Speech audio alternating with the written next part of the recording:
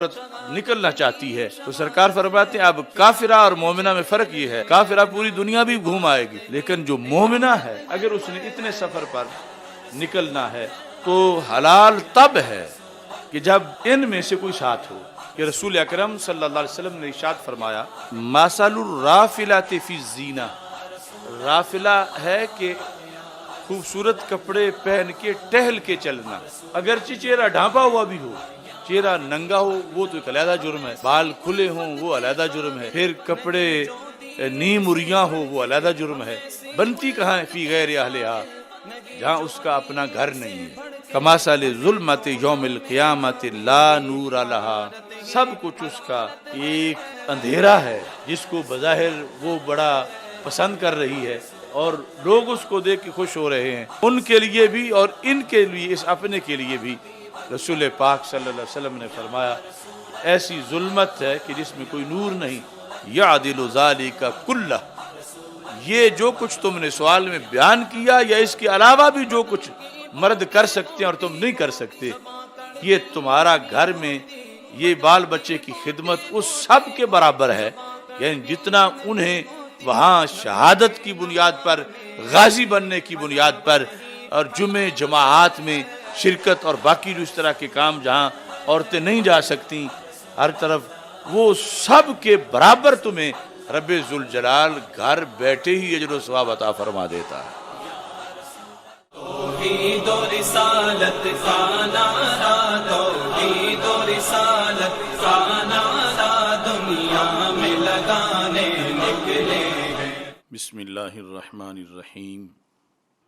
رب اشرح لی صدری ویسر لی امری واحلل عقدۃ من لسانی یفقہوا قولی، رضیت باللہ ربا وبالاسلام دینا وبمحمد صلی اللہ علیہ وسلم نبیا ورسولا، اللہ اکبر اللہ اکبر اللہ اکبر، لبیک لبیک لبیک یا رسول اللہ صلی اللہ علیہ وسلم، الحمد للہ رب العالمین والصلاة والسلام علی خاتم النبیین سید الرسل و خاتم المعصومین وعلی آلہ واصحابہ اجمعین، اما بعد فاعوذ باللہ من الشیطان الرجیم، بسم اللہ الرحمن الرحیم، وعاشروہن بالمعروف، صدق اللہ العظیم وصدق رسولہ النبی الکریم الامین، ان اللہ وملائکتہ یصلون علی النبی یا ایہا الذین آمنوا صلوا علیہ وسلموا تسلیما، الصلاۃ والسلام علیک یا سیدی یا رسول اللہ وعلی آلک واصحابک یا حبیب اللہ، الصلاۃ والسلام علیک یا سیدی یا خاتم النبیین وعلی آلک واصحابک یا سیدی یا خاتم المعصومین، مولاي صل وسلم دائما ابدا علی حبیبک خیر الخلق کلہم، منزہ عن شریک فی محاسنہ فجوہر الحسن فیہ غیر منقسم، محمد تاج رسل اللہ قاطبۃ، محمد صادق الاقوال والکلم، محمد ذکرہ روح لانفسنا، محمد شکرہ فرد علی الامم، رب صل وسلم دائما ابدا علی حبیبک خیر الخلق کلہم۔ اللہ تبارک و تعالی جل جلالہ وعم نوالہ وتم برہانہ وعظم شانہ وجل ذکرہ وعز اسمہ کی حمد و ثناء، اور حضور سرور کائنات، مفخر موجودات، زینت بزم کائنات، دستگیر جہاں، غم گسار زماں، سید سروراں، حامی بے کساں، قائد المرسلین، خاتم النبیین، احمد مجتبیٰ جناب محمد مصطفیٰ صلی اللہ علیہ وآلہ و असहाबिही व बारक वसल्लम के दरबार गौहर बार में हदिया दुरूद व सलाम अर्ज़ करने के बाद अस्सलामु अलैकुम व रहमतुल्लाहि व बरकातुहू। खुदाया बहक के बनी फ़ातिमा के बरकौल ईमा कुनी ख़ातिमा, अगर दावतम रद कुनी वर कबूल, मनो दस्तो दामाने आले रसूल सल्लल्लाहु अलैहि वसल्लम। अल्लाह तबारक व तआला जल्ला जलालुहु व अम्मा नवालुहु व तम्मा बुरहानुहु व आज़म शानुहु व जल्ला ज़िक्रुहु व अज़्ज़ा इस्मुहु के फ़ज़ल और तौफ़ीक़ से तहरीक लब्बैक या रसूल अल्लाह सल्लल्लाहु अलैहि वसल्लम और तहरीक सिरात मुस्तकीम के ज़ेर एहतमाम मरकज़ सिरात मुस्तकीम ताज बाग लाहौर से 29वें सालाना फ़हम दीन कोर्स का सिलसिला जारी है और आज का मौजू है तहफ़्फ़ुज़ मक़ाम निस्वां। मेरी दुआ है खालिक़ कायनात जल्ला जलालुहु हम सब को कुरान और सुन्नत का फ़हम अता फ़रमाए और कुरान और सुन्नत के इबलाग व तबलीग और इस पर अमल करने की तौफ़ीक़ अता फ़रमाए। शरीयत मुताहरा में दीन का निसफ़ हिस्सा बराह रास्त ख़वातीन इस्लामी के बारे में है। इस बुनियाद पर हर फ़हम दीन कोर्स में हम ये कोशिश करते आए हैं कि एक मौजू ख़ुसूसी तौर पर ख़वातीन के बारे में रखा जाए। तो इस तरह जो 28 कोर्सेज़ हैं उनमें पहले मुख्तलिफ़ जहतों से मुख्तलिफ़ मौज़ूआत आ चुके हैं और आज मौजू है तहफ़्फ़ुज़ मक़ाम निस्वां। ख़वातीन के लिहाज से कुरान और सुन्नत में जो अहकाम हैं उनका बुनियादी मकसद ख़वातीन के मर्तबा व मक़ाम का तहफ़्फ़ुज़ है। वेस्ट की हया बाख्ता औरतें और लिबरल तबका फिर यह प्रोपेगेंडा करता है वही अहकाम जो शरीयत में ख़वातीन की बेहतरी के लिए हैं, तहफ़्फ़ुज़ के लिए है, उनको वेस्ट का मीडिया और लिबरल टोला औरतों पर एक बोझ और जुल्म बना के पेश करता है, जिसकी वजह से फिर कुछ औरतें गुमराह भी हो जाती हैं, कुछ मर्द गुमराह हो जाते हैं। लेकिन जब देखा जाए तो जितने भी अहकाम हैं उन अहकाम में या तो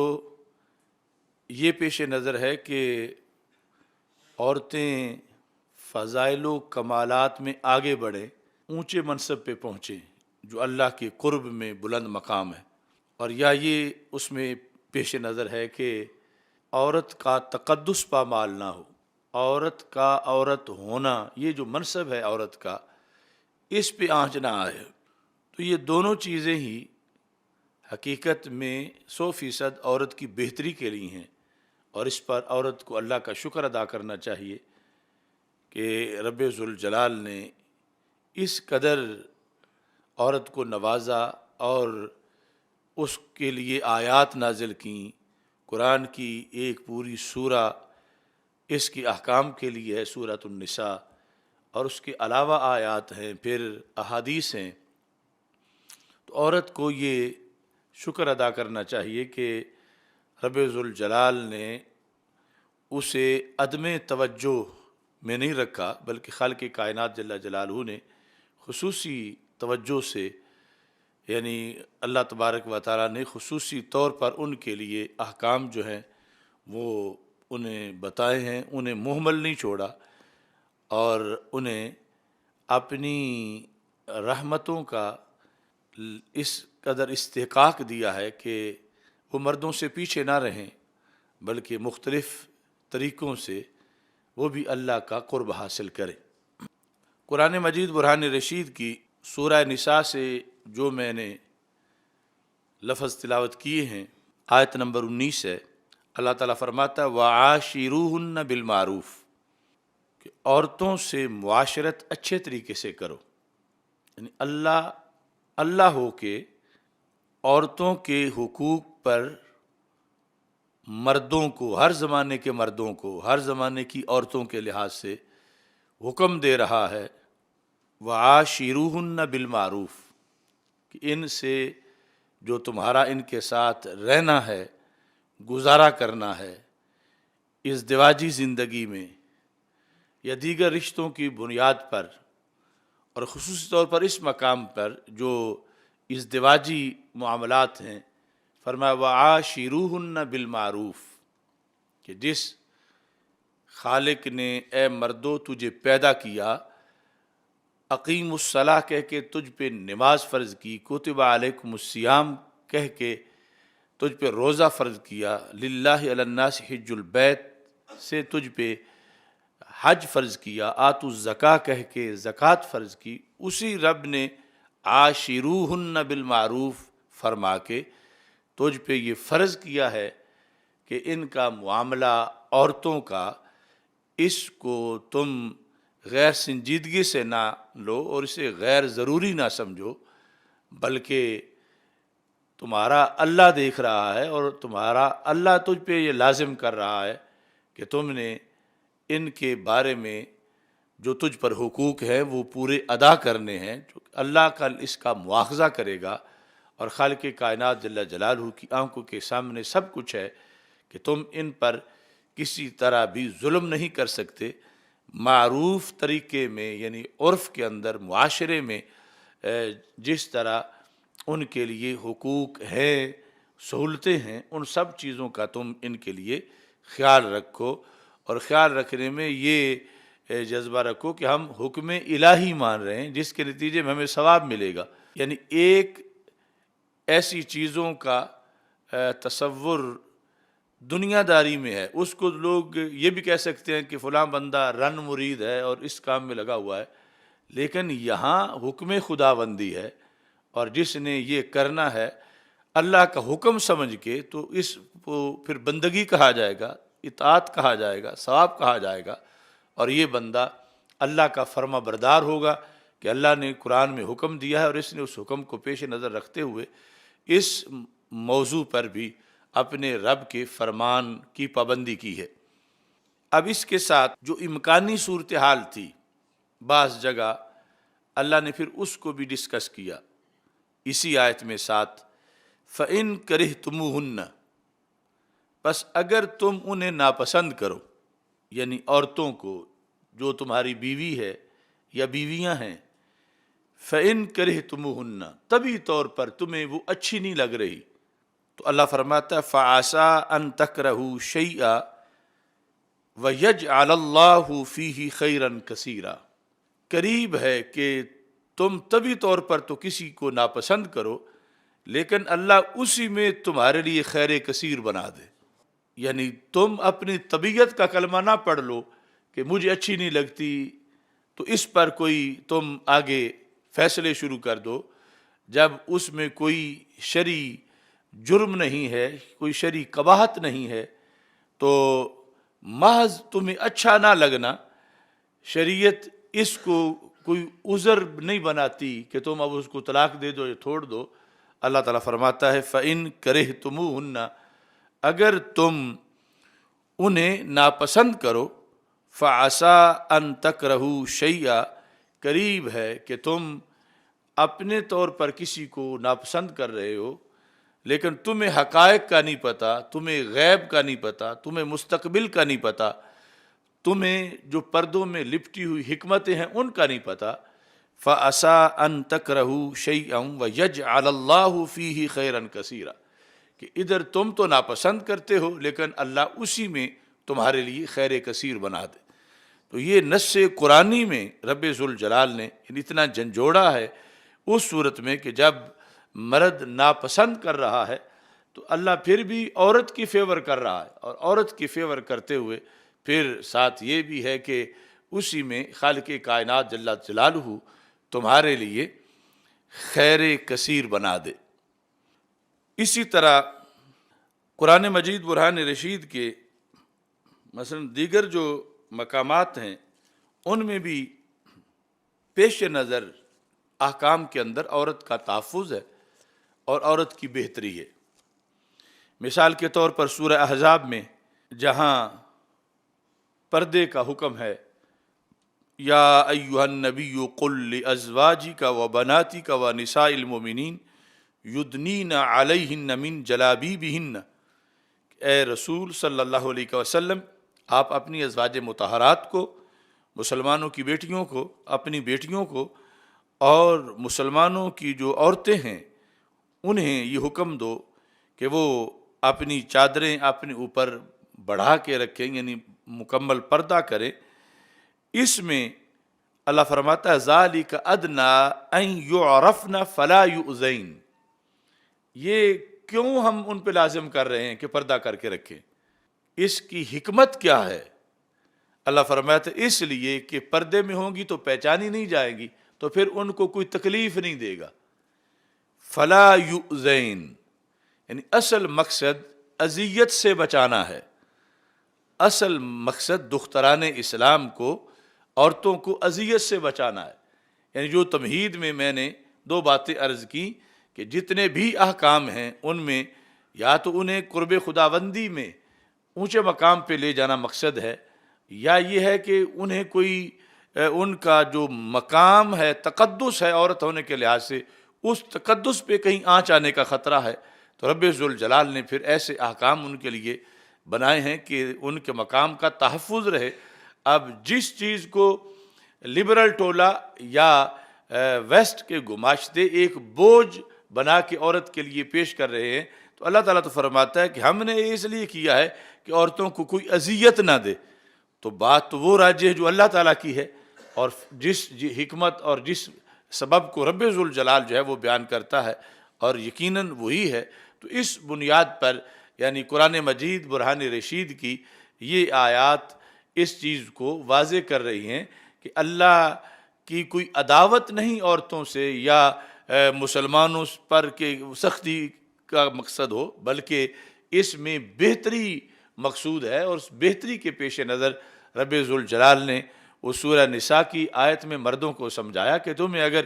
جلد بہتری کا پتہ نہیں بھی چل رہا تو بالآخر تمہیں پتہ چل جائے گا کہ اگرچہ تم ناپسند کر رہے ہو اسی میں اللہ نے تمہارے لیے بہتری رکھی ہے۔ اور پھر یہاں عورتوں کے لحاظ سے کہ یہ جو تمہارے لیے ہے کہ گہرا پردہ اچھی طرح کرو، اس میں تمہارا فائدہ ہے کہ تمہیں کوئی اذیت نہ پہنچے۔ اللہ تمہیں اذیت سے بچانے کے لیے یہ تم سے تمہارے اوپر جو اللہ کی مہربانی ہے، اللہ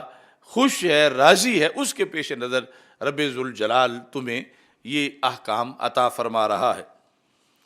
اب ان آیات کی روشنی میں پھر رسول اکرم صلی اللہ علیہ وسلم کی مختلف احادیث ہیں، اور نسواں کے اندر ویسے تو پھر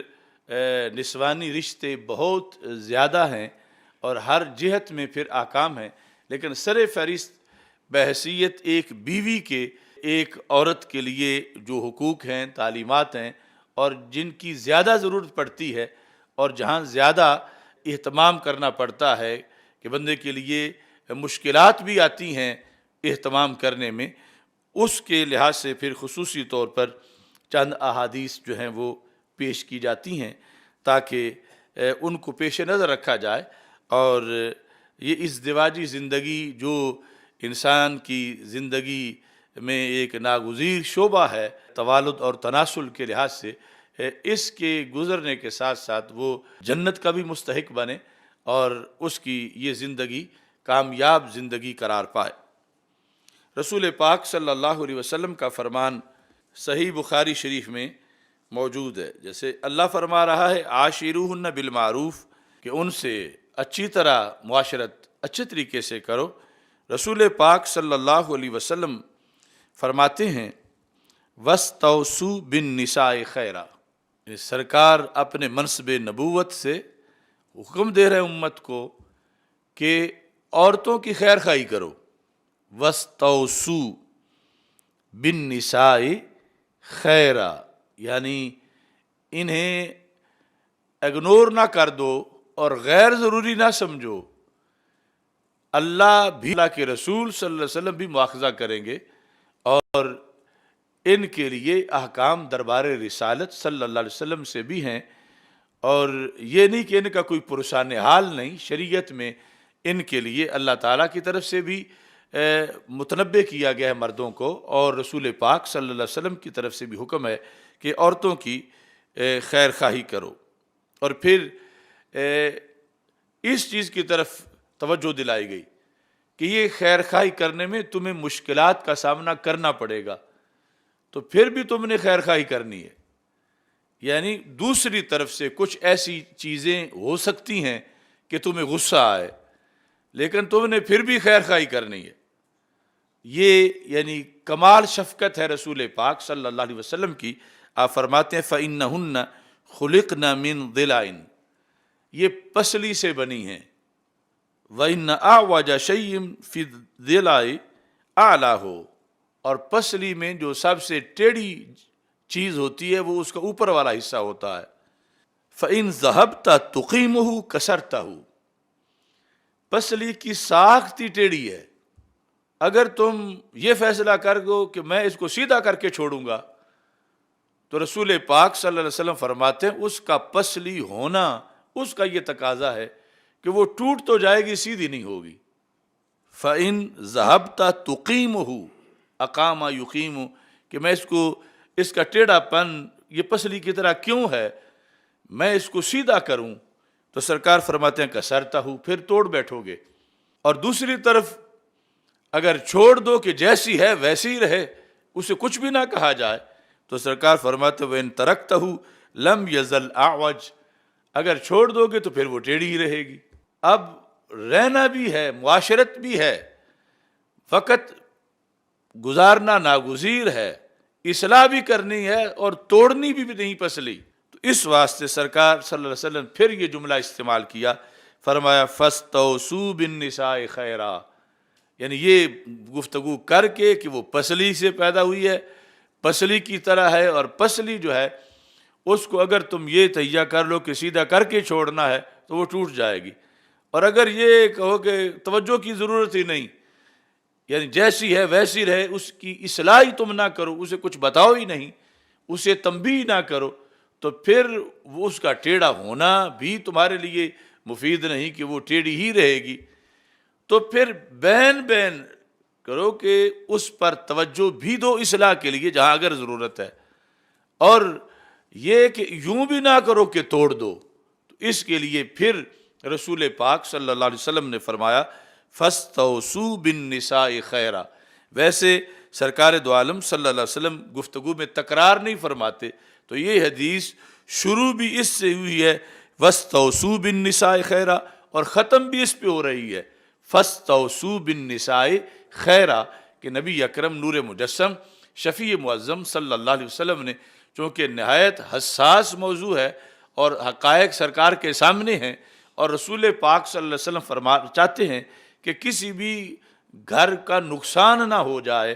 کیونکہ آگے توالد تناسل اور نسل انسانی کی بقا کا سلسلہ ہے، تو اس بنیاد پر نبی اکرم نور مجسم شفیع معظم صلی اللہ علیہ وسلم نے سب کچھ بیان کر کے پھر یہ حکم دیا کہ فَاسْتَوْصُوا بِالنِّسَاءِ خَيْرًا، کہ میں تمہیں شریعت اسلامی میں یہ حکم دے رہا ہوں کہ عورتوں کی خیر خواہی کرو، وہ طریقہ اختیار کرو جس میں خیر خواہی ہو، ان کی بد خواہی نہ ہو، ان سے عداوت نہ ہو، بلکہ اس کے اندر جو نتیجہ بنے، جو کچھ تم کہہ رہے ہو اس نتیجے میں خیر ہی خیر ہو۔ یہ یعنی خواتین اسلامی کو سمجھنا چاہیے کہ ان کے رسول صلی اللہ علیہ وسلم ان پر کتنے مہربان ہیں، اور کس قدر نبی اکرم نور مجسم شفیع معظم صلی اللہ علیہ وسلم نے شریعت اسلامی میں ان کے لیے اپنی طرف سے نرمی کا جو پہلو ہے اس کو خصوصی طور پر اجاگر کیا ہے، اور مردوں کو اس کی آپ صلی اللہ علیہ وسلم نے تلقین فرمائی ہے۔ ایسے ہی اس کے ساتھ ملتے جلتے الفاظ جو ہیں وہ جامع ترمذی میں موجود ہیں، ان کے اندر بھی رسول پاک صلی اللہ علیہ وسلم کی طرف سے اصلاح کا یہی جذبہ ہے۔ یہ جلد نمبر 2 ہے، باب ما جاء فی حق المرأۃ علی زوجہا، عورت کا خامد پر حق کیا ہے، اس میں رسول پاک صلی اللہ علیہ وسلم فرماتے ہیں خیارکم خیارکم لنسائہم خلقا، کہ جب یہ میرٹ بنے گا قیامت کے دن یا دنیا میں کہ لوگوں میں بہتر کون ہے، تو اس میرٹ کے اندر اس چیز کو سر فہرست دیکھا جائے گا کہ اپنی بیویوں کے لحاظ سے بہتر کون ہے، اپنے اہل و عیال کے لحاظ سے بہتر کون ہے۔ یعنی ویسے تو بہتری میں کاؤنٹ ہے کہ نماز پڑھتا ہے نہیں پڑھتا، روزہ رکھتا ہے، حج کیا ہے استطاعت پر، عقیدہ کیسا ہے، یہ ساری چیزیں شمار ہوتی ہیں، لیکن اس موضوع پر خاص طور پر گھر کا جو معاملہ ہے اس کو بھی رسول پاک صلی اللہ علیہ وسلم نے سامنے رکھا کہ اگر ایک بندہ تہجد گزار ہے، نمازی ہے، مگر اپنے گھر والوں کے لیے وہ ابر کرم نہیں بلکہ ان کے لیے وبال جان بنا ہوا ہے، تو اس کے لیے رسول پاک صلی اللہ علیہ وسلم نے یہ حکم دیا کہ تم وقت ہے کہ ابھی اپنی اصلاح کر لو، چونکہ یہ چیز بھی شمار ہوگی اور بڑی حد تک اس کو مقدم کیا جائے گا کہ پاک محبوب صلی اللہ علیہ وسلم فرماتے ہیں خیارکم خیارکم لنسائہم خلقا، کہ تم میں سے بہترین وہ ہیں جو تم میں سے عورتوں کے حق میں خلق کے لحاظ سے بہترین ہیں، اپنے اخلاق میں عورتوں کے لحاظ سے عورتوں پر سختی بے جا نہیں کرتے، شرعی تقاضے وہ تو اس کی ڈیوٹی ہے کہ وہ سمجھائے بتائے وہ پابندیاں ساری، لیکن یہ ہے کہ ان کے ساتھ بدخلقی اور بے جا سختی جو ہے وہ جائز نہیں ہے۔ رسول پاک صلی اللہ علیہ وسلم نے اپنی شریعت میں اس حقیقت کو واضح کیا۔ اور ایسے ہی جو حدیث نمبر 1163 ہے، اس میں نبی اکرم صلی اللہ علیہ وسلم کے الفاظ اس طرح ہیں الا خبردار وَاسْتَوْصُوا بِالنِّسَاءِ خَيْرًا، عورتوں کے بارے میں خیر خواہی کرو، الا کہہ کر تنبیہ کر کے خبردار کیا۔ اور پھر رسول پاک صلی اللہ علیہ وسلم نے فرمایا الا ان لکم علی نسائکم حقا ولنسائکم علیکم حقا، کہ تمہاری عورتوں پہ حق ہے اور تمہاری عورتوں کا تمہارے اوپر حق ہے۔ تو ان حقوق کو پیش نظر رکھتے ہوئے حقوق کی ادائیگی کا جو معاملہ ہے اس کو مقدم کیا جائے۔ اس میں عاشروہن بالمعروف جو قرآن کا حکم ہے، عاشروہن بالمعروف، تو امام نسائی جو ہیں انہوں نے اس پر ایک پوری کتاب پھر لکھی، عشرۃ النساء۔ یعنی پھر بھی کچھ عورتیں کہتی ہیں کہ ہمارے بارے میں کوئی بولتا نہیں، یعنی ادھر قرآن کی پوری صورت ان کے لیے ہے، کتنی آیات ہیں، کتنی احادیث ہیں، اور پھر تاریخ میں کتنے اماموں نے مستقل ان کے حقوق پر کتابیں لکھی ہیں۔ تو یہ امام نسائی جو ہیں انہوں نے عشرۃ النساء جو کتاب لکھی ہے، اس سے ایک خاص حدیث جو ہے وہ آپ حضرات کے سامنے پیش کر رہا ہوں۔ حضرت جابر بن عبداللہ رضی اللہ تعالیٰ عنہ راوی ہیں، کہتے ہیں ان رسول اللہ صلی اللہ علیہ وسلم خطب الناس، کہ نبی اکرم صلی اللہ علیہ وسلم نے لوگوں کو خطبہ دیا۔ وہ خطبہ جو اس کا سارا موضوع ہی خواتین تھی، اور اس خطبے کے اندر جو لفظ ہیں اس سے رونگٹے کھڑے ہو جاتے ہیں۔ ادھر قرآن کہہ رہا ہے عاشروہن بالمعروف، سرکار فرما رہے ہیں استوصوا بالنساء خیرا، اور یہاں رسول پاک صلی اللہ علیہ وسلم فرماتے اتقوا اللہ فی النساء، عورتوں کے معاملے میں رب سے ڈرو، اتقوا اللہ فی النساء، عورتوں کے معاملے میں اللہ سے ڈرو۔ یعنی یہ شریعت کا اہم ترین لہجہ ہے، عورتوں کے معاملے میں اللہ سے ڈرو۔ اب کوئی کیسے کسی کی عورت بن گئی ہے؟ کیا پیسے دینے سے اس نے کہ اس کو خرید لیا ہے؟ کس بنیاد پر وہ کسی کی بیٹی تھی اب اس کی خادمہ بنی ہوئی ہے؟ وہ کسی کی بیٹی تھی، اب اس کے لیے اس نے اپنے آپ کو پیش کر رکھا ہے۔ رسول پاک صلی اللہ علیہ وسلم فرماتے ہیں فَإِنَّكُمْ أَخَذْتُمُوهُنَّ بِأَمَانَةِ اللَّهِ، تم نے انہیں اللہ کی امانت کے ذریعے حاصل کیا ہے۔ فَإِنَّكُمْ أَخَذْتُمُوهُنَّ بے امانت اللہ، اللہ کی امانت کے ذریعے، یعنی ایک ہے تمہارے پاس بھائی کی امانت، ایک ہے ماموں کی امانت، ویسے امانتیں جو پڑی ہوتی ہیں، ایک ہے کسی چودھری کی امانت، اور پھر جتنا بڑا کوئی وڈیرا ہے کہ یہ دھیان رکھنا یہ فلاں کی امانت ہے۔ تو سرکار فرماتے ہیں جو تمہاری بیوی ہے، اگرچہ اس کے میکے کمزور بھی ہوں، اس کے بھائی کمزور ہوں، اس کا باپ کمزور ہو، لیکن وہ امانت تمہارے اللہ کی ہے، تمہارے گھر وہ تمہارے اللہ کی امانت ہے، تو اللہ کی امانت میں خیانت نہ ہونے دینا، یعنی اللہ کی امانت کے امین بن کے رہنا۔ وہ تمہارے گھر جو کسی کی بیٹی ہے اور تمہاری بیوی ہے، وہ کیا ہے؟ فرمایا انکم اخذتموہن بامانت اللہ، اللہ کی امانت کے ساتھ۔ اور اگلے جو الفاظ ہیں وہ مزید ضمیر کو جھنجھوڑتے ہیں، کیسے تمہارے لیے جائز ہو گیا اس کے ساتھ ازدواجی تعلق؟ کیا تمہارا حق تھا؟ تم نے کیا کیا کہ اب وہ کام ویسے اگر ہوتا تو زنا ہوتا، اور تم شادی شدہ ہو کے کرتے تو تمہیں رجم ہوتا اور ویسے کوڑے لگتے، اب وہ کام تمہارے لیے جائز ہے اور بلکہ کار ثواب بھی بنا ہے، یہ کس بیس پر ایسے ہوا؟ سرکار فرماتے ہیں وَاسْتَحْلَلْتُمْ فُرُوجَهُنَّ بِكَلِمَةِ اللَّهِ، تم نے اپنے لیے ان کی شرمگاہوں کو حلال کیا اللہ کے کلمے کے ساتھ۔ یہ بات قابل غور ہے کہ تمہارے لیے وہ حلال ہو گئیں، یہ نہیں کہ حق مار کی رقم نے بڑا کردار ادا کیا، کو کتنی بھی دے لے۔ سرکار فرماتے ہیں بکلمات اللہ، اللہ کے کلمے نے تمہارے لیے اس کو حلال کیا، کلمے کی حلال کردہ چیز تمہارے پاس ہے، تو تم آگے بگڑ نہ جاؤ اور تم اس پر آگے کوئی فساد کی صورت اختیار نہ کرو، کہ وہ اللہ کی امانت ہے جو تمہارے پاس ہے، اور جو اس میں تمہارے لیے حلال کا وصف ہے وہ کیسے بنا ہے؟ وَاسْتَحْلَلْتُمْ فُرُوجَهُنَّ بِكَلِمَةِ اللَّهِ، اللہ کے کلمے سے تم نے انہیں اپنے لیے حلال کیا۔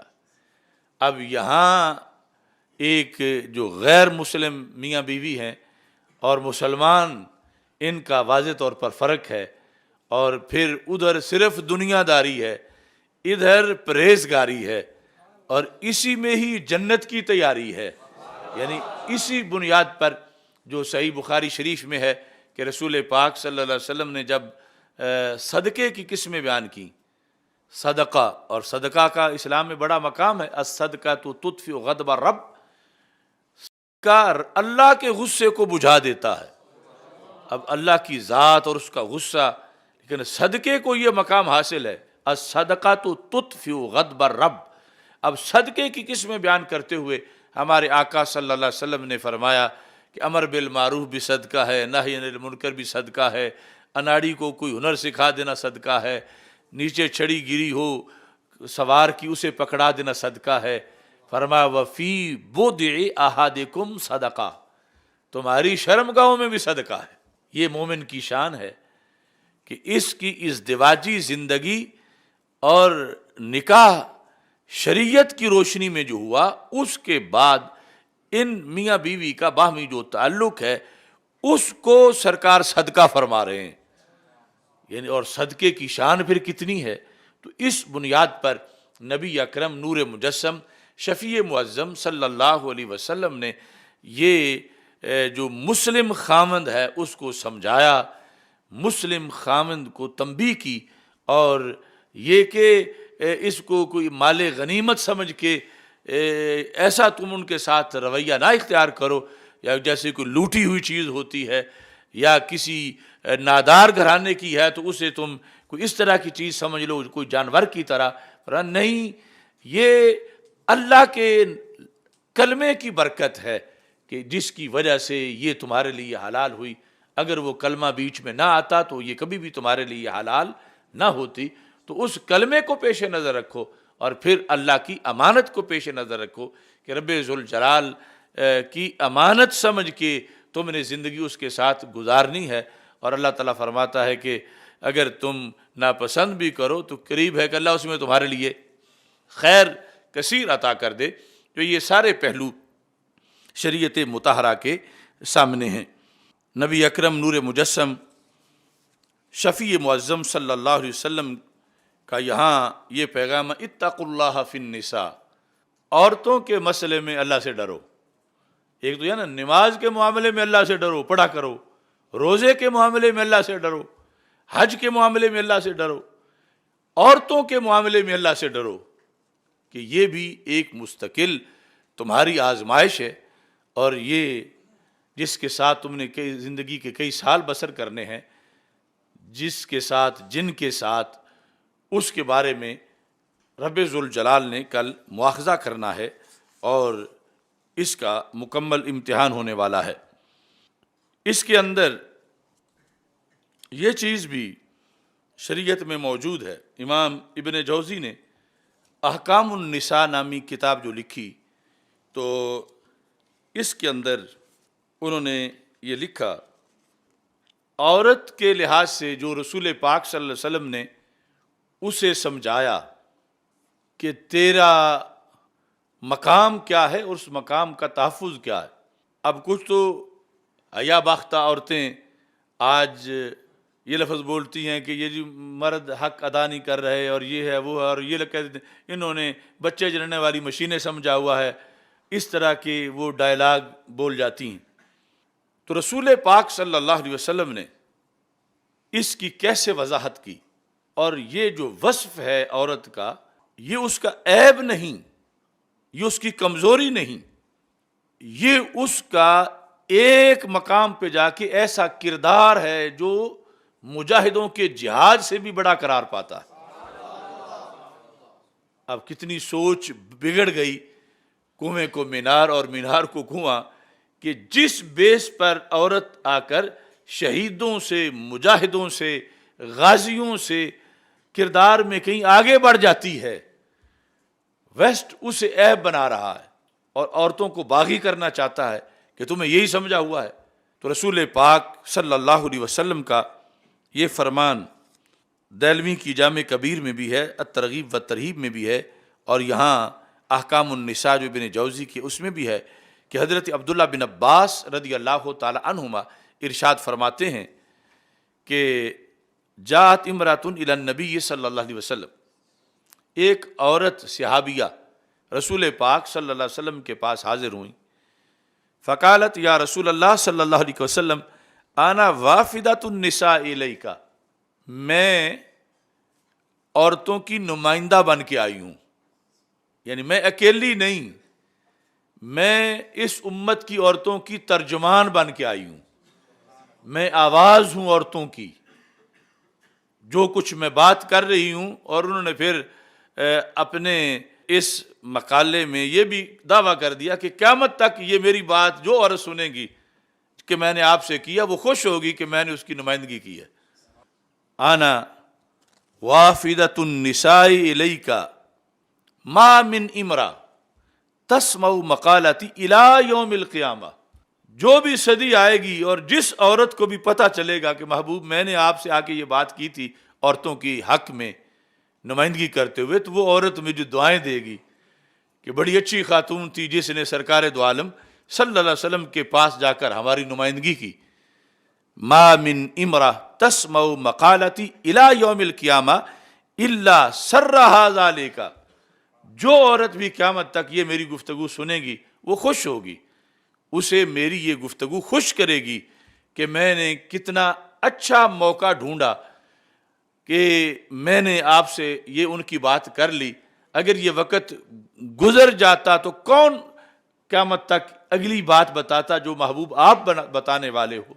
اور تو کوئی وحی کا دروازہ پھر بند ہو جاتا، کسی کی یہ اتھارٹی نہیں تھی کہ وہ صاحب شریعت ہوتا. آپ سے جو میں کہہ رہی ہوں یہ جو بھی سنے گی خاتون وہ خوش ہوگی کہ میں نے بڑا موقع پر جا کر عورتوں کی نمائندگی کی اور ان کا بڑا مسئلہ حل کروایا. کہتی ہیں، اور پھر وہ چونکہ صحابیات ساری پڑھی لکھی ہوتی تھیں تو انہوں نے بڑی تمہید سے گفتگو کی. ایک تو یہ ہے نا کہ آج کی یہ معاذ اللہ میرا جسم میری مرضی والی برابری کرتی ہیں کہ ہم اور مرد برابر ہیں اور یہ ہے وہ ہے،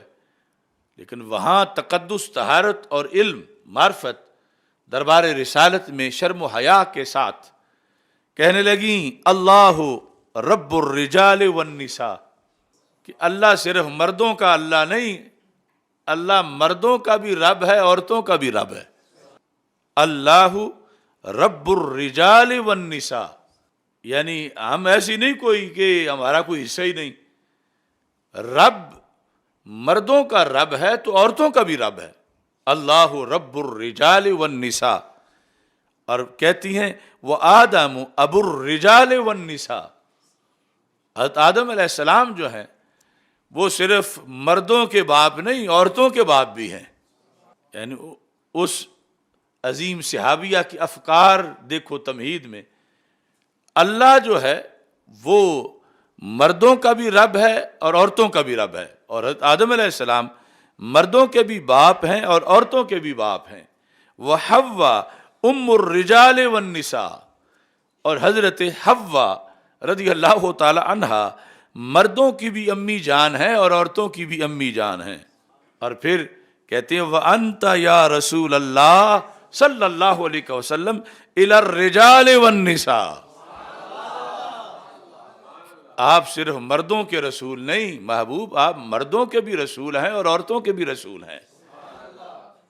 اب یہ جامع تمہید بیان کی اور اس کے بعد کہتی ہیں کتب اللہ الجہاد علی الرجال، کہ مردوں کے لیے کچھ چانسز ایسے ہیں جو ہمارے لیے نہیں، فضائل پانے میں، اللہ کے قرب میں آگے بڑھنے میں ان کے لیے ہیں، ہمارے لیے وہ ایسے نہیں. کتب اللہ الجہاد علی الرجال، کہ جہاد رب نے صرف مردوں پہ فرض کیا ہے فرضیت کی بنیاد پر. اگرچہ دختران اسلام جہاد میں شریک ہوتی رہیں اور پھر مریضوں کو، زخمیوں کو پانی پلانا، پٹی کرنا، اس طرح کے وہ آگے حوالہ بھی دیتی ہیں، لیکن اصل بحثیت ایک فرضیت کے جو شعبہ ہے وہ مردوں کا ہے.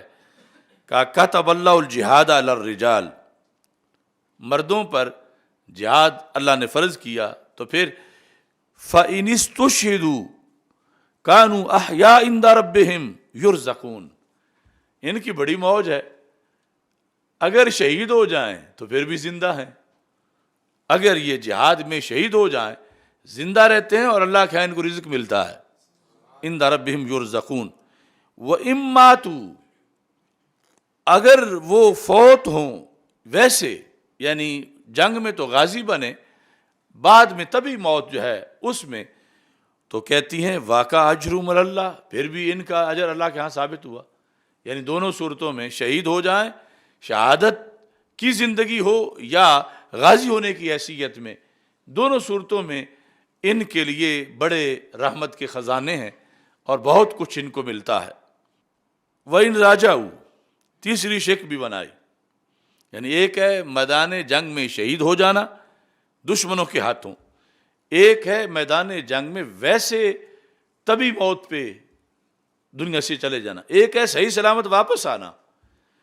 وَإِن رَاجَعُوا آجَرَهُمُ اللَّهُ، اگر صحیح سلامت واپس آ جائیں اللہ پھر بھی ان کو، غازیوں کو، مجاہدوں کو اجر دیتا ہے. وَنَحْنُ النِّسَاء، اور ہم جو عورتیں ہیں، نقوم علی المرضى، ہماری ڈیوٹی، یعنی اگر اجازت ہمیں کوئی دے بھی جانے کی تو ہماری جہاد میں یہ ڈیوٹی ہوتی ہے کہ ہم نے مریضوں کا خیال رکھنا ہے. وَنُدَاوِي الْجَرْحَى، اور جو زخمی ہیں ان کو دوائی دینی ہے. یعنی اصل ڈیوٹی کے لحاظ سے، اگرچہ اس میں یعنی آتے جاتے ایسا موقع آ سکتا ہے کہ یہ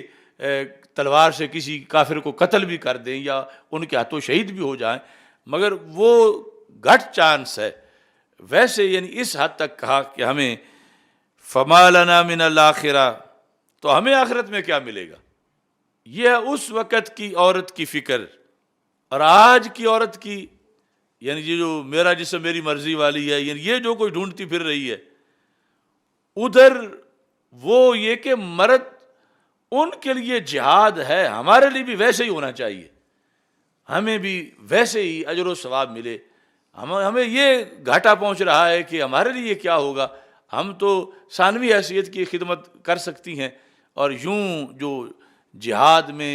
واضح طور پر جو فرضیت ہے جہاد کی وہ تو مردوں کے اوپر ہے، ہمیں کیا ملے گا؟ قال رسول اللہ صلی اللہ علیہ وسلم، میرے کریم سے گر قطرہ کسی نے مانگا، دریا بہا دیے ہیں، دربے بہا دیے ہیں۔ سرکار دو عالم صلی اللہ علیہ وسلم نے فرمایا، یا وافدۃ النساء، اے عورتوں کی ترجمان، عورتوں کی نمائندہ، وافدہ، ابلغی من لقیت من النساء، تو جس عورت کو بھی ملے میری طرف سے جا کے بتا دے اس کو کہ ہم نے تمہیں محروم نہیں رکھا، اور یہ تمہیں کیوں سوچ آئی کہ تمہارے لیے کیا ہے؟ ابلغی من لقیت من النساء، جسے بھی تو ملے جا کے بتا دینا کیا، ان طاعت الزوج واعترافا بحقہ یعدل ذلک کلہ، کہ تمہارا صرف ایک کام کہ اپنے خامند کی جائز خدمت تم گھر میں بیٹھی کرتی رہو، ان سارے جہادوں کے برابر ہے۔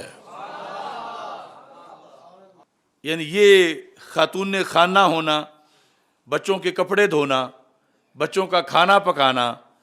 بچوں کی ماں ہونا،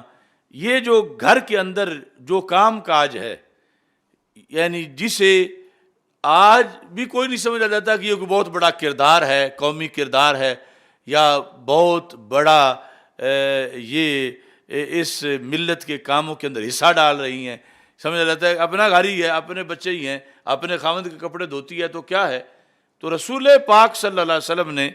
فرمایا کہ شریعت مطہرہ میں جو تباعل ہے، یعنی یہ دوسری جگہ حدیث میں لفظ استعمال کیے گئے کہ تمہارا کیا، فرما طاعت الزوج، تمہاری طرف سے تمہارے زوج کی جو فرما برداری ہے،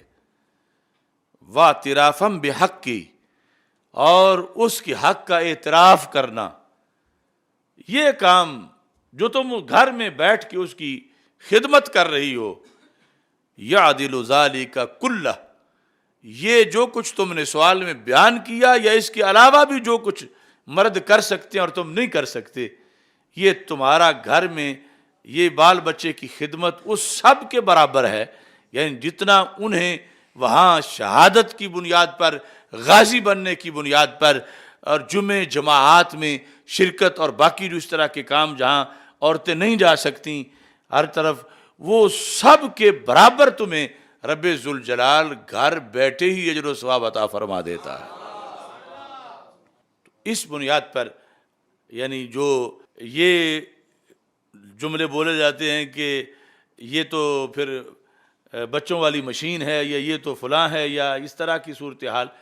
یہ اسلام کے احکام سے ایک مذاق ہے، استہزاء ہے، توہین ہے۔ شریعت مطہرہ کے اندر جو خالق ہے عورت کا، اس نے جو اس کی ڈیوٹی لگائی ہے، چلو اگر وہ اس کے ساتھ مزید مثلا حافظہ ہے، عالمہ ہے، مفسرہ ہے، فقیہ ہے، اور بھی بہت سے خیر کے شعبے اس کو وہ مقام حاصل ہے اور وہ کر رہی ہے، تو وہ ایک نور علی نور ہوگا۔ لیکن اصل جو عام مسلم عورت خاتون خانہ ہے، اس لیول سے رسول پاک صلی اللہ علیہ وسلم نے ان کے مقام کو بیان کیا کہ یہ کوئی معمولی کام نہیں شریعت میں، یا یہ نہیں کہ شریعت تمہیں اس پر کوئی انعام نہیں دے رہی یا تمہیں کوئی نوازا نہیں جا رہا، یہ تمہارا کام دیکھا جا رہا ہے، اور اس پر اللہ تعالیٰ کی طرف سے تمہیں اتنا اجر و ثواب ملنے والا ہے۔ اس قدر ادھر اتنا سخت شدید کردار ہے، بڑا مشکل، اور ادھر گھر کے اندر ہی رہ کے تم نے یہ کام کاج کرنا ہے، لیکن شریعت کی ڈیوٹی سمجھ کے کہ اللہ کے کلمے سے تم اس کے لیے حلال ہوئی ہو، اور اس کے بعد وہ تیرا خامند ہے، اور تم نے اس کی خدمت کرنی ہے، تو رب ذوالجلال اسی کلمے کی عظمت کی بنیاد پر تجھے اتنا ثواب دے رہا ہے کہ تو پیسوں کی بکی ہوئی نہیں ہے، نہ تو کسی کی لونڈی ہے، نہ تو کسی کی خادمہ ہے، بلکہ تو کلمے کا ایک تحفہ ہے، اور اس کی بنیاد پر تو نے اپنا خامد سمجھ کے اس کی خدمت کی، تو اللہ تبارک و تعالیٰ تجھے اتنا اجر و ثواب دینے والا۔ اب اس میں یہ دوسرا پہلو بھی یقیناً موجود ہے کہ خامد بھی سوچے کہ وہ کتنی بڑی اس کی پرسنالٹی ہے کہ اس کی خدمت کرنے والی کو کیا جنت مل رہی ہے اور کیا کچھ مل رہا ہے، تو یہ اپنے رب کے حکم پر سر تسلیم خم کرے کہ میں تو معمولی سا بندہ ہوں اور میں کوئی اطاعت گزار نہیں، میں کوئی نیکوکار نہیں، لیکن رب میرا کتنا مہربان ہے کہ اس نے جو مجھے روٹی پکا کے دیتی اس کے لیے اتنا انعام رکھا ہوا ہے، جو مجھے کپڑے دھو کے دیتی اس کے لیے اتنا انعام رکھا ہوا ہے، تو میں کتنا ناشکرہ ہوں اگر یہ سب کچھ وصول کر کے پھر میں اللہ کی بندگی نہیں کرتا اور پھر میں اللہ کے ذکر کو بھول جاتا ہوں۔ تو اس بیس پر یعنی مرد جس کی خدمت پر ادھر عورت کو اتنا نوازا جا رہا ہے، تو یہ جو مخدوم ہے جناب مخدوم صاحب، ان کو بھی سوچنا چاہیے۔ اب مخدوم ضروری نہیں کہ وہ کوئی مفکر اسلام ہے تو پھر ہی مخدوم ہے، کہ وہ کوئی شیخ طریقت یا شیخ الحدیث ہے۔ مخدوم تو وہ بھی ہے نا جو چھابڑی لگانے والا ہے، اپنی بیوی کا تو مخدوم ہے، خواہ وہ چارہ کاٹتا ہے، خواہ وہ راما ہے، خواہ وہ کاما ہے، خواہ وہ پھجا ہے، لیکن اپنی بیوی کا تو وہ مخدوم ہے لفظ اللہ کی بنیاد پر، اور اس کی بیوی کو بھی یہ سب کچھ ملے گا اس کی خدمت کی بنیاد پر۔ یہ نہیں کہ شیخ الحدیث کی بیوی کو تو ملے گا اور یہ جو راما گاما ہے یعنی کسب حلال کرنے والا ڈاکو چور نہیں ہے، عام سادہ مسلمان ہے، پڑھا لکھا نہیں ہے، اس کی بیوی جو اس کی خدمت کر رہی ہے دین سمجھ کے، اس بیوی کو بھی تو یہ ثواب ملنا ہے غازیوں والا، شہیدوں والا۔ تو اس بندے کو پھر مرد کو خامد کو بھی یہ سوچنا چاہیے کہ اسلام نوازتا کتنا ہے اور اسلام میں کس حد تک یہ اعزاز ہے انسان کے لیے، کسی دین میں سوچا بھی نہیں جا سکتا، کسی فلسفے کے اندر، اور کوئی جو ہیومن رائٹس کے دعوے دار ہیں وہاں یہ تصور بھی نہیں کیا جا سکتا کہ جو عظمتیں اسلام نے عطا کی ہیں، اور یہاں تحفظ مقام نسواں کے لحاظ سے جو رسول پاک صلی اللہ علیہ وسلم نے ان عظمتوں کو اس مقام پہ اجاگر کیا ہے۔ ایسے ہی نبی اکرم نور مجسم شفیع معظم صلی اللہ علیہ وسلم کے جو اقدامات ہیں شریعت میں، تھوڑے سے آگے بیان کرتے ہیں کہ وہ شریعت کی سختیاں نہیں ہیں،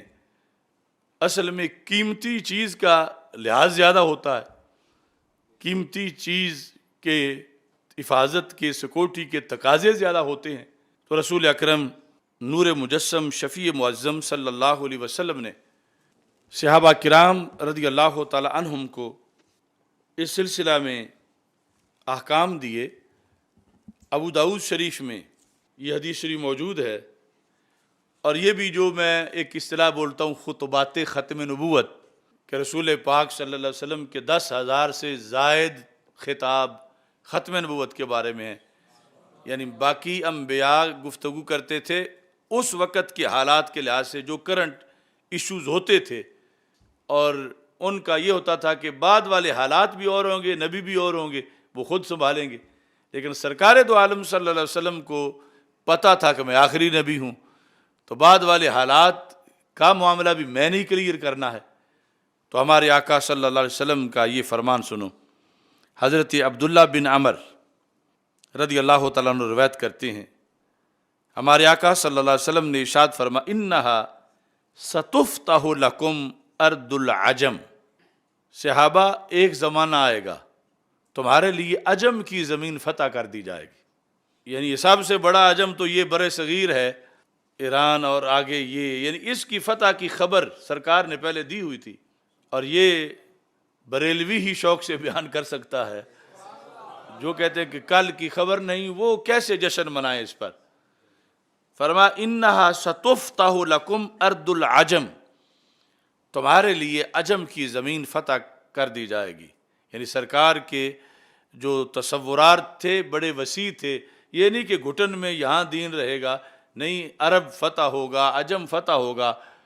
تو جب فتح کے بعد وہاں کے حالات ہیں ان کے بارے میں بھی سرکار نے چاہا کہ میں رہنمائی کر جاؤں۔ تو کیا ہوگا؟ فرمایا وَسَتَجِدُونَ فِيهَا بُيُوتًا، وہاں جب عجم فتح ہوگا نا تو وہاں کچھ نئی طرز کے بھی چھوٹے چھوٹے کمرے بنے ہوں گے جو یہاں نہیں ہوتے عرب میں۔ کیسے؟ فرمایا یقال لها الحمامات،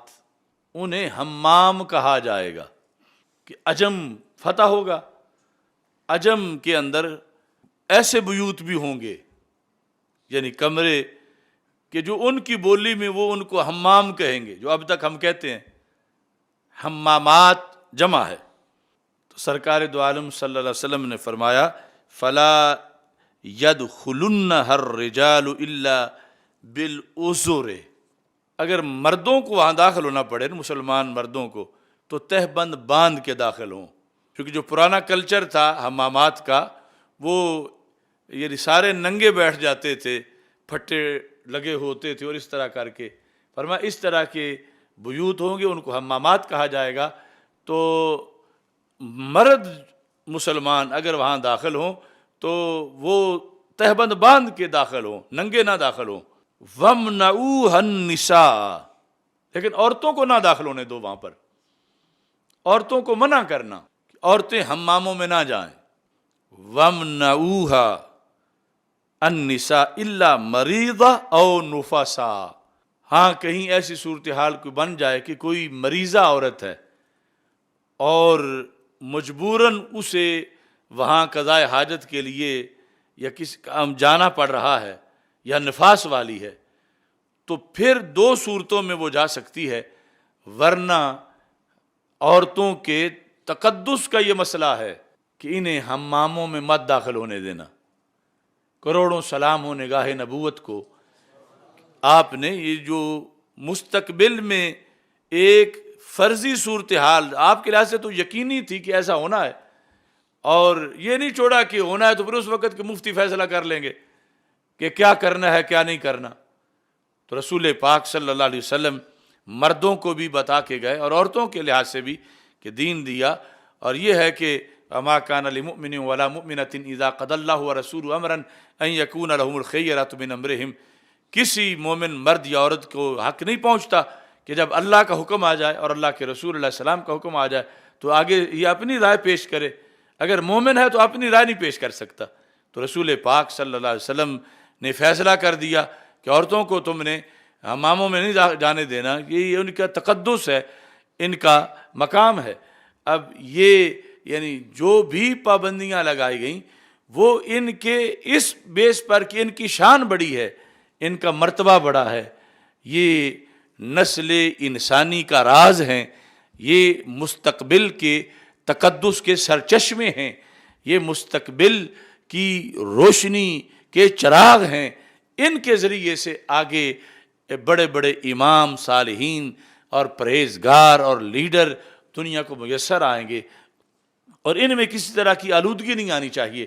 اس بنیاد پر نبی اکرم نور مجسم شفیع معظم صلی اللہ علیہ وسلم نے یعنی ایک تو ایک جو مسئلہ سامنے پڑا ہوا ہو تو حل فرمائیں، کئی سال بعد جا کے جو فتوحات ہونی تھی، جو مسائل پیش آنے تھے، اتنا اہم سمجھا نبی اکرم صلی اللہ علیہ وسلم نے اس سلسلہ میں کہ یہ بھی مکمل اپنی طرف سے ہدایات عطا فرمائی ہیں۔ اس کے ساتھ پھر عمومی طور پر یہ دونوں میاں بیوی ان کو پھر ایک دوسرے کے لحاظ سے معاون بنایا گیا نیکی میں۔ اس میں بھی مقصد یہ تھا کہ کوئی بھی اجڑے نقصان دوسرے کا ہوگا، تو ان کو معاون رکھا گیا۔ اور رسول پاک صلی اللہ علیہ وسلم کا یہ فرمان ابو داؤد شریف میں ہے، جلد نمبر 1 صفحہ نمبر 390۔ حضرت ابو ہریرہ رضی اللہ تعالیٰ عنہ روایت کرتے ہیں، رحم اللہ رجلا قام من اللیل، رحم کرے اللہ اس بندے پر۔ یہ خاص لوگ ہیں جن کے لیے سرکار پہلے دعا مانگ کے گئے ہیں، یعنی بعد میں کام کریں گے تو یہ مصداق بن جائیں گے، کیونکہ اب تو ہو نہیں سکتا نئے سرے سے جا کے کوئی کہے ظاہری آیات کے لحاظ سے جو اس طرح کا حکم تھا، ورنہ تو سرکار آج بھی زندہ و تابندہ ہیں۔ لیکن وہ ایسی صورتحال بنا کے گئے کہ دعا پہلے مانگ دی ہے، اب آگے کسی نے بعد میں تھوڑی سی کوشش کرنی ہے، اس نے مستحق بن جانا ہے۔ رحم اللہ رجلا، اللہ اس بندے پہ رحم کرے۔ اب یہ جتنے شادی شدہ لوگ ہیں ان سب کا یہ نصاب ہے۔ قام من اللیل، رات کو اٹھا، فصلی، پس اس نے نماز پڑھی، وَأَيْقَظَ امرأتہ، اور اپنی بیوی کو بھی جگایا۔ اب یہ بھی ہو سکتا ہے کہ جگانے پہ وہ نہ جاگے، اگر تو جاگ جائے، سرکار فرماتے ہیں، وہ دوسری حدیث ہے، اِذَا أَيْقَظَ الرَّجُلُ أَهْلَهُ مِنَ اللَّيْلِ فَصَلَّيَا، کہ جب مرد نے اپنی بیوی کو جگایا نماز کے لیے اور دونوں نے پڑھ لی، اور صلی رکعتین جمیعہ کتبا فی الذاکرین والذاکرات، وہ لکھے گئے کہ اس گھر میں ذاکرین رہتے ہیں۔ یہ منعوس لفظیوں کے ذاکرین نہیں، یعنی وہ جو حقیقی اللہ کے ہاں جن کا مقام و مرتبہ ہے۔ کتبا فی الذاکرین والذاکرات، اور اگر خاوند نے نماز پڑھ لی، بیوی کو جگایا، وہ جاگی نہیں، تو رسول پاک صلی اللہ علیہ وسلم فرماتے ہیں فَإِنْ أَبَتْ، اگر اس نے جاگنے سے انکار کیا، یعنی انکار کا یہ مطلب نہیں ضروری کہ زبان سے کہے کہ میں نہیں جاگتی، یعنی اس نے جگایا، وہ نیند گہری ہے، وہ ابھی اٹھی نہیں ہے، تو سرکار فرماتے ہیں نادھا فی وجہ الماء، تو اس نے پانی اس کے چہرے پہ چھڑکا۔ خاوند نے اپنی بیوی کے چہرے پر پانی چھڑکا، اس صورت میں کہ جگانے سے پہلے زبان سے جگانے سے ہلانے سے جاگی نہیں، اس نے اس کے چہرے پر پانی چھڑکا، تو سرکار فرماتے ہیں اس کی نیند اکھڑی اور اس نے بھی نماز پڑھ لی، تو دونوں ہی اللہ کی رحمت کے مستحق بن گئے۔ یہ دین ہے ہمارا، یہ ہے ایک فیملی اسلام میں۔ رحم اللہ رجلا، سرکار فرما رہے اللہ اس پہ رحم کرے، اللہ اس پہ رحم کرے، یعنی استادوں کی دعائیں، پیروں کی دعائیں، بزرگوں کی دعائیں، ان سے کروڑ درجہ بڑی دعا ہے سرکار مدینہ صلی اللہ علیہ وسلم کی۔ اور یہ چھوٹا سا کام کرنے سے سرکار خوش کتنے، رحم اللہ رجلا، اللہ اس بندے پہ رحم کرے۔ قام من اللیل، جو رات کے وقت اٹھا، فصلی، نماز پڑھی، وَأَيْقَظَ امرأتہ، اور اپنی بیوی کو بھی جگایا۔ یہ ہر لفظ میں حکمت ہے، یعنی بیوی کے ادھر حقوق ہیں، تو یہ نہیں کہ جگانے سے ڈرتا رہے، یعنی ایسا مرعوب بھی نہ ہو جائے کہ میں نے اگر یہ ڈرایا تو پتہ نہیں آگے یہ کیا کرے۔ فَصَلَّى وَأَيْقَظَ امرأتہ فَإِنْ أَبَتْ، اگر وہ نہ جاگی، نادھا فی وجہ الماء، اس طرح پانی چھڑکنا جو ہے اس کو نادھا کہتے ہیں، اس نے اس کے چہرے پر پانی چھڑکا۔ آگے پھر عبارت ساری معذوف ہے کہ وہ بھی اٹھ گئی، یا اس کو تو کم از کم رحم کا کوٹا مل گیا کہ اس نے سوئی نہیں چھوڑی کہ سوئی ہے تو سوئی رہے، پہلے ویسے جگایا اور پھر پانی چھڑکا۔ تو یہ ضروری نہیں کہ یہی جاگے، کبھی یہ ہے کہ وہ بختاں والی جاگ جائے اور یہ سویا ہوا ہو۔ تو سرکار فرماتے ہیں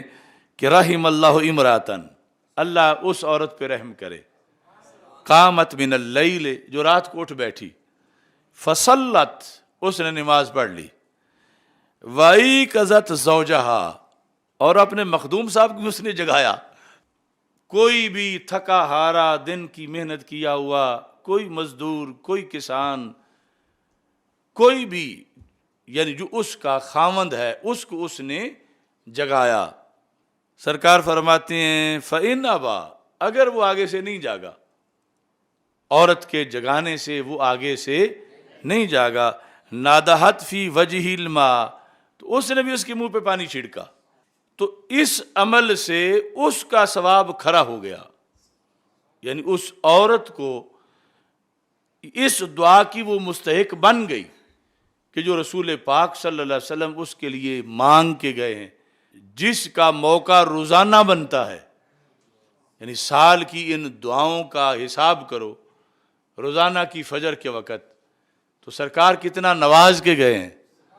یعنی ہر اگرچہ چھوٹا سا گھر ہے، کسی مزدور کا ہے، کسان کا ہے، کوئی ہے، لیکن وہاں یا مرد یہ عمل کر رہا ہے یا عورت یہ عمل کر رہی ہے تو مرد بھی نوازا جائے گا اور عورت بھی نوازی جائے گی. اور نبی اکرم نور مجسم شفیع معظم صلی اللہ علیہ وسلم کا اس سے مقصد کیا ہے؟ اب جب مرد چھینٹے اس پہ ڈال رہا ہے تو اس میں بھی بھلا مرد کا بھی ہے اور بھلا اس عورت کا بھی ہے. یعنی یہ نہیں کہ شریعت ٹھنڈک میں اس پہ پانی ڈلوا رہی ہے، اس کا فائدہ کیا ہو سکتا ہے. یہ شریعت کا فیصلہ بھی کرم بالائے کرم ہے اور نور علی نور ہے. اور یہاں بھی تحفظ مقام نسواں ہے کہ اگر ایسے ہی رہے گی اور سورج طلوع ہو جائے گا تو پھر شیطان اس کے کانوں میں پیشاب کر جائے گا. یعنی اگرچہ کوئی ہاتھ لگا کے دیکھے نظر نہ آئے، لیکن سرکار نے تو فرما دیا ہے کہ وہ ایمان بالغیب کے تقاضے پر اسے ماننا پڑے گا. اور یہ اتنی نحوست ہوگی سارے دن کے لیے. اور اگر یہ کام کیا جاتا ہے جو شریعت مطہرہ کے اندر موجود ہے تو پھر دونوں کو اس پر اللہ کے فضل سے اتنا کچھ مل رہا ہے. تو یہ ہماری شریعت کا حسن ہے جس کی بنیاد پر ان چیزوں پہ جب عمل کیا جاتا ہے تو خالق کائنات جل جلالہ اپنی طرف سے یہ چھوٹے چھوٹے کام بظاہر جو ہیں اس وجہ سے پھر بینک بیلنس نیکیوں کا بہت بڑھ جاتا ہے. اور معاشر کے دن انہی بنیادوں پر پھر ثواب کے ذخیرے ہوں گے ایسے لوگوں کے کہ انہوں نے شریعت کو پیش نظر رکھا اور اس پر عمل کرتے رہے. اب یہ جو رکاوٹیں ہیں عورت پر آنے جانے کے لحاظ سے، اس میں بھی مقصد اس کا تقدس ہے. رسول پاک صلی اللہ علیہ وسلم کا یہ فرمان ہے جامع ترمذی میں، یہ جلد نمبر 2 صفحہ نمبر 227 پہ، اور یہ معمولی بات نہیں، یہ بھی اہم ہے. لا یحل لامرأۃ تؤمن باللہ والیوم الآخر، یہاں تک جا کے بات کی ہے رسول پاک صلی اللہ علیہ وسلم نے. اگر مومن عورت ہے تو پھر اس کے لیے حلال نہیں. اگر مومن نہیں تو جو کرتی پھر تو ویسے ہی جہنمی ہے. اگر مومن عورت ہے اس کے لیے حلال نہیں. کیا؟ ان تسافر سفرا یکون 3 ایام فصاعدا، کہ وہ ایسا سفر کرے اکیلے وہ ایسا سفر کرے جو 3 دنوں کا بنتا ہے، گھر سے اکیلی نکل جائے. یہ جو پھر اس کو فقہا نے پھر پیمائش کی اور صلاۃ قصر کے لحاظ سے، اور تقریباً یعنی وہ 92 کلومیٹر کا سفر ایک طرف کا، اتنے سفر پہ عورت نکلنا چاہتی ہے تو سرکار فرماتے ہیں اب کافرہ اور مومنہ میں فرق یہ ہے، کافرہ پوری دنیا بھی گھوم آئے گی، لیکن جو مومنہ ہے اگر اس نے اتنے سفر پر نکلنا ہے تو اس کے ساتھ اس کا باپ ہونا چاہیے، الا ومعها ابوها او اخوها او زوجها او ابنها او ذو محرم منها، کہ اس کے ساتھ اگر اس نے اتنے سفر پہ گھر سے نکلنا ہے تو حلال تب ہے کہ جب ان میں سے کوئی ساتھ ہو، کہ ان میں سے اس کا باپ ساتھ ہو، اس کا بھائی ساتھ ہو، یا اس کا زوج ساتھ ہو، یا اس کا بیٹا ساتھ ہو، یا کوئی ذی محرم اس کے ساتھ ہو، کوئی ان میں سے، تو پھر اس سفر حلال ہے. اب یہ بھی اس کی ویلیو ظاہر کی گئی ہے کہ یہ بھیڑوں بکریوں جیسی نہیں، یا عام جو یہودن نصرانی عورت ہے یا اس طرح کی یہ نہیں، بلکہ اسلام والی ہے، اور اس کے لیے شریعت کے یہ تقاضے ہیں، اور ان تقاضوں کے پیش نظر یہ اس کی پابندیاں ہیں کہ سفر میں کئی مسائل بن سکتے ہیں، اور اس کا اگر کوئی محرم ساتھ نہیں ہوگا تو اس کے دوائی کے یا فوت ہو جائے، تدفین کے یا اس طرح کے معاملات میں پھر اس کا تقدس جو ہے وہ پامال ہو جائے گا. تو شریعت نے یہ بھی جو پابندی لگائی وہ اس کے بلند رتبے کی بنیاد پہ پابندی لگائی. یہ موضوع تو بہت طویل ہے، آج کے اس سیشن میں اس کو مختصر کرتے ہیں، اور آخری حدیث جامع ترمذی سے ہی پیش کر کے اپنی گفتگو ختم کرتا ہوں. یہ جو بے پردگی ہے، عریانی ہے، فحاشی ہے، نہایت اہم حدیث رسول پاک صلی اللہ علیہ وسلم کی عریانی فحاشی کے خلاف حضرت میمونہ رضی اللہ تعالی عنہا، میمونہ بنت سعد، جو کہ رسول پاک صلی اللہ علیہ وسلم کی خادمہ تھیں، وہ کہتی ہیں کہ رسول اکرم صلی اللہ علیہ وسلم نے ارشاد فرمایا، مثل الرافلۃ فی الزینہ، رافلہ ہے کہ خوبصورت کپڑے پہن کے ٹہل کے چلنا، یہ ہے رافلہ، زیور یا کپڑے خوبصورت پہن کے ٹہل کے چلنا، اگرچہ چہرہ ڈھانپا ہوا بھی ہو، چہرہ ننگا ہو وہ تو ایک علیحدہ جرم ہے، بال کھلے ہوں وہ علیحدہ جرم ہے، پھر کپڑے نیم اریاں ہو وہ علیحدہ جرم ہے۔ یہ صورتحال ہے کہ کپڑے اگرچہ مکمل ہوں لیکن چلنے میں جذبہ نمائش ہے کہ وہ زینت میں رافلہ بنتی ہے۔ بنتی کہاں ہے؟ فی غیر اہلہا، جہاں اس کا اپنا گھر نہیں ہے، غیر اہلہا،